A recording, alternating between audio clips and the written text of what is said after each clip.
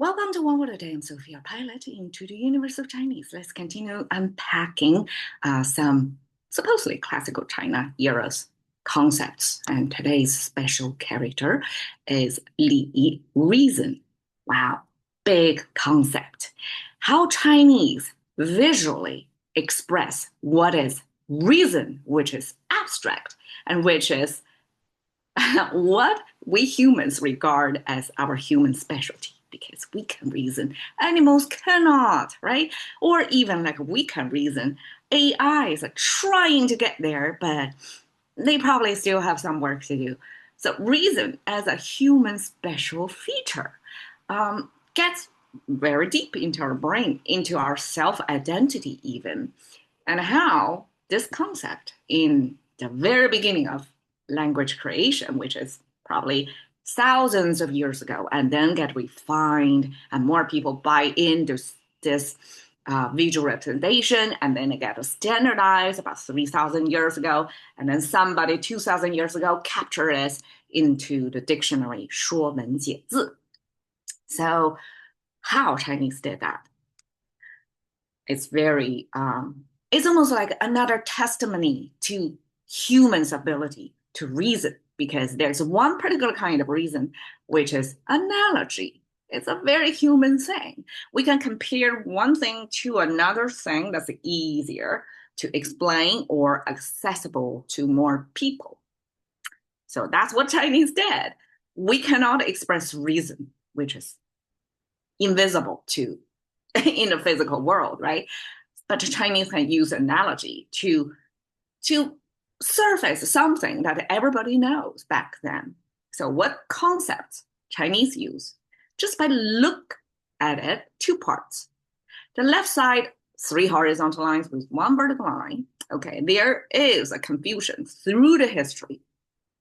The same structure can either mean king, okay, the head of the clan, or jade, kind of equivalent to today's heavily marketed diamond. So it's something desirable, something humanly, how to say, jade in the history of Chinese culture is special because it used to be used as a currency, but also it was used to make, because it's very formable, you can shape it in many ways.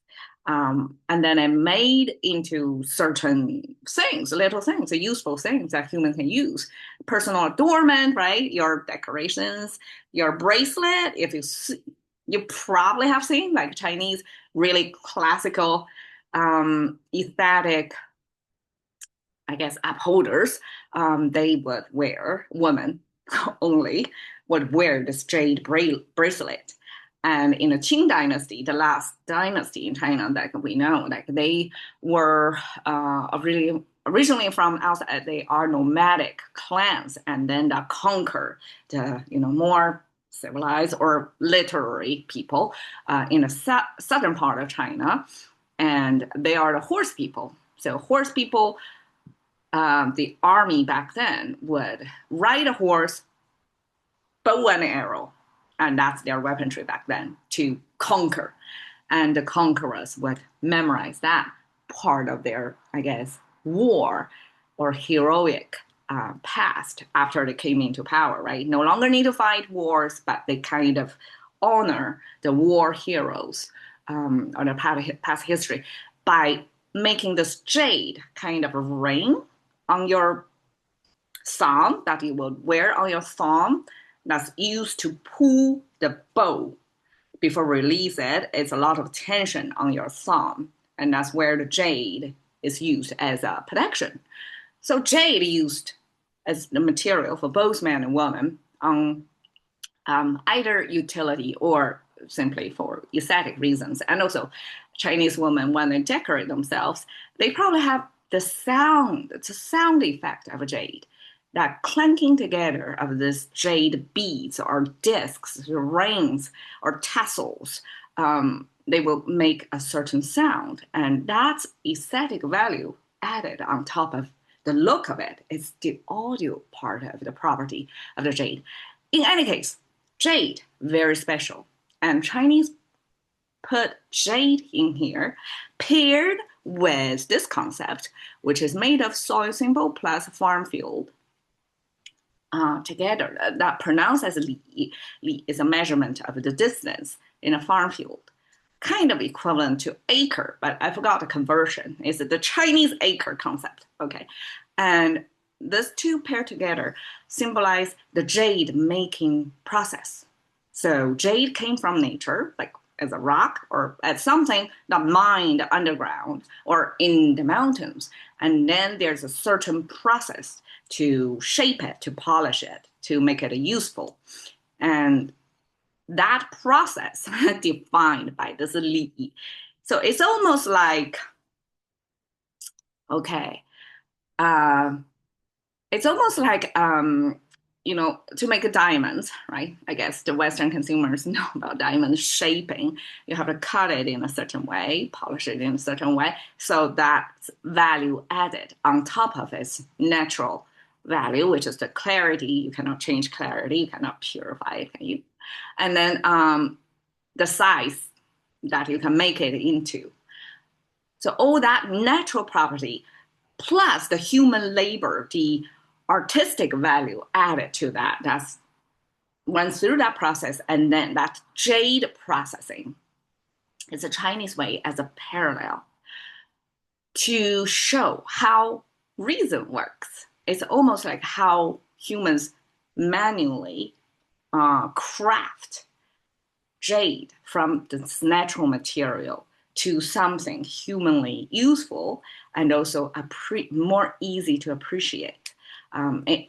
It serves as a currency. It serves as personal adornment. You can make it into all kinds of shapes and all kinds of functions for humans' use. So here, the jade is expressed by this jade disc. And because in the middle there's a hole, so all the jade can be stringed together. That's the ancient currency storage method. It's very, very smart, right?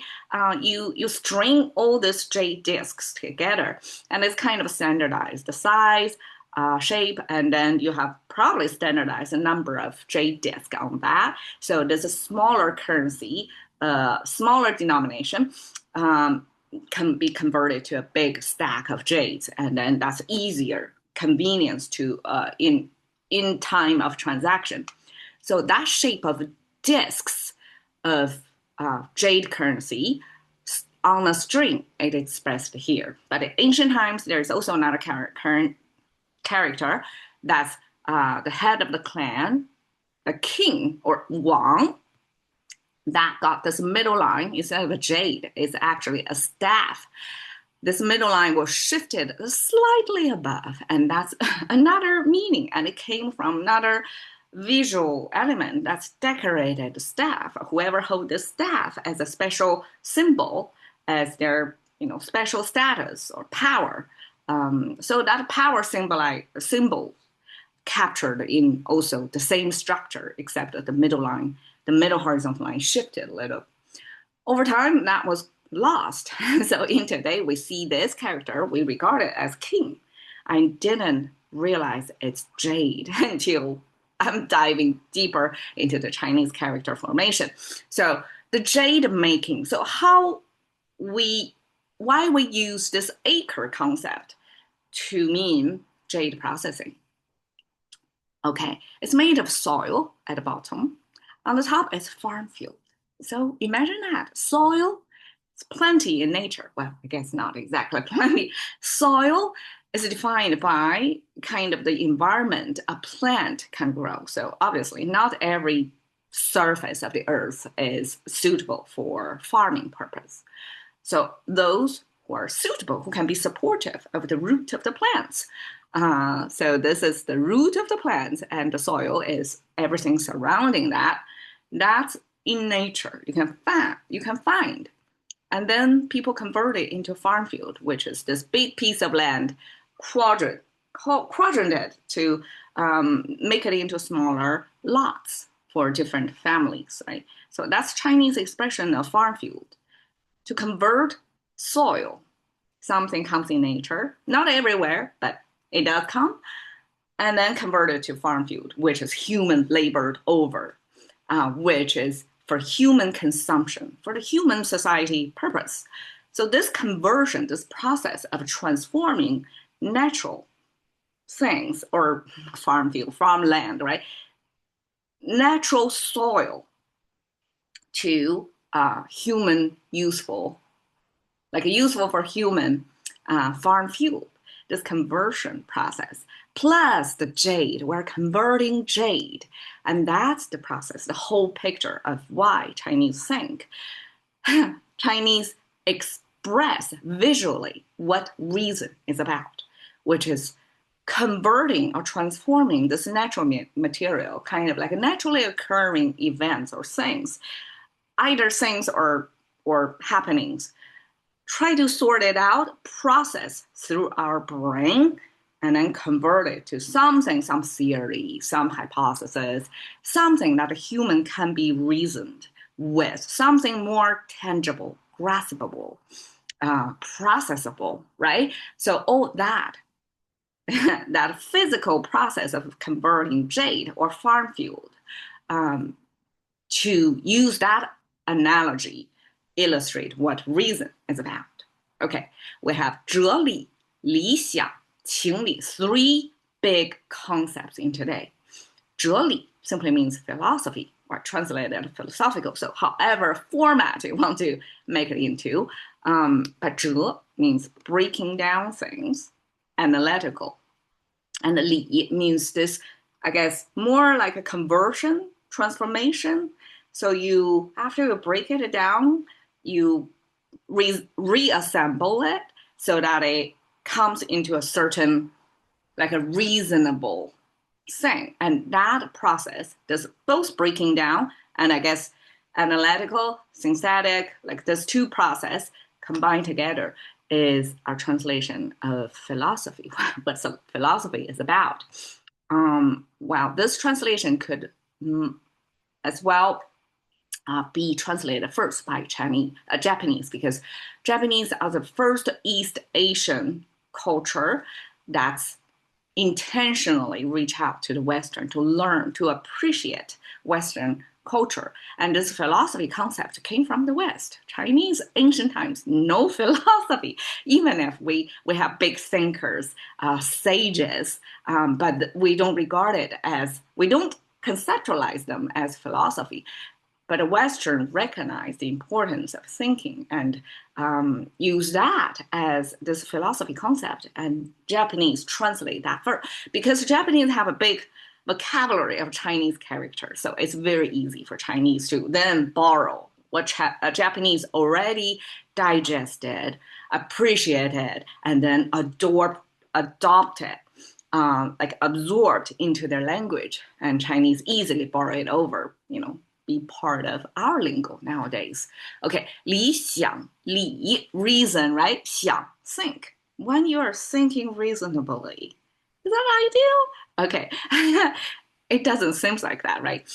Okay, in today's world, we often have business people come up with, okay, the best scenario, the middle, the worst scenarios, right? They came up with scenarios, and scenarios are just concrete examples of how things would turn out. In between the worst and best, there are like infinity, right? So 理想 is by simply reason of what things could happen.